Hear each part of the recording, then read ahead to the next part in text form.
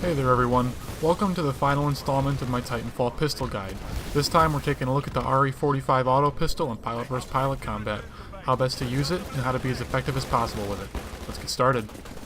The Autopistol deals a maximum of 38 damage and a minimum of 30 damage, with drop-off starting at 20 meters and drop-off ending at 24.77 meters. This weapon actually has a 2x headshot multiplier, meaning that you're going to have wildly different shots to kill. Let me just read off a couple of different shots to kill numbers that I've mapped out for you guys. So 3 headshots is going to be a kill. 2 headshots plus 2 body shots will be a kill, so that's 4 shots. 1 headshot plus 4 body shots would be a kill, that's 5 shots. Or just plain to straight up 6 body shots is a kill with this weapon. So headshots do definitely give you a nice boost with it, but your rate of fire is so high and your recoil is fairly high as well that I wouldn't recommend looking for headshots in particular. I would still look for body shots and let recoil just kind of give you a lucky headshot here and there, as opposed to actually aiming for them specifically, because the last thing you want to be doing is missing a bunch of shots, because that's just going to for sure get you killed. In my opinion, the best part of this weapon is the fact that its minimum damage drop-off doesn't start until 20 meters out. That's the exact same as the Hammond P2011 pistol. So this means that you can use this auto pistol at deceptively long ranges and not have any damage drop-off whatsoever and still maintain a 6-shot kill. And that's assuming that you have no previous damage on the enemy. But the whole point of the sidearms in this game is, for when you run out of ammo in your primary and you just need to finish a guy off with, 1, 2, or 3 more shots from your secondary, the auto pistol is actually going to be surprisingly effective at that out to ranges that you wouldn't think are normally possible. So with the way that these range numbers come out, it's just really hard to recommend something like a Hammond. It seems like the auto pistol, at least in my opinion, completely outclasses the Hammond in every single aspect, especially just because they have the same minimum damage drop-off range. So frankly, this game, in my opinion, seems to boil down to either the wingman or the auto pistol. Would you rather be extremely competent at close to medium ranges and not have any competence whatsoever at long ranges with your secondary?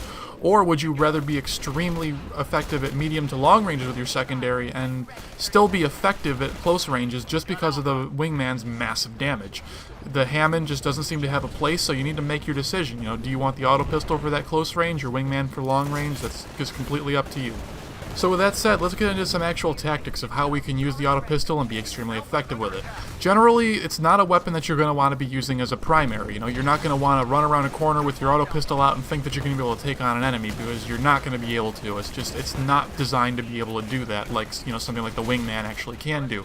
What you need to be doing with the auto pistol is, well, it needs to be your backup secondary. You need to be using a primary like a car SMG or a longbow DMR sniper, a carbine, anything that you really want that has, a medium to small size magazine that you're liable to empty in a close range gunfight with an opponent that you're just seeming to miss for whatever reason.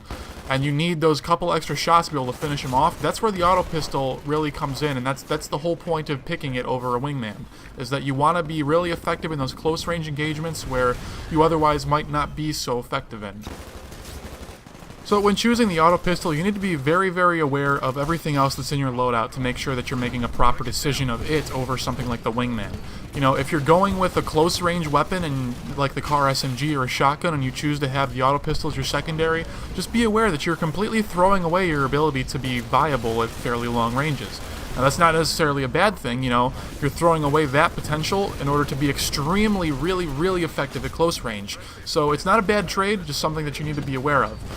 Whereas if you're using something like a carbine or a DMR where you're going to be playing medium to long ranges more often, then the auto pistol is almost a necessity, just because you're going to need something to defend yourself at close ranges that's more competent than one of those two weapons.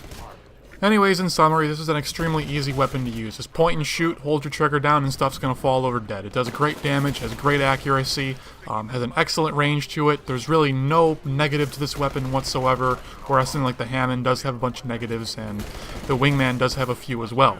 So anyways, thanks for watching. Hope you learned something new. Hope you enjoyed the gameplay. Please like and subscribe if you feel so inclined. If not, then that's okay too. And we'll see you next time.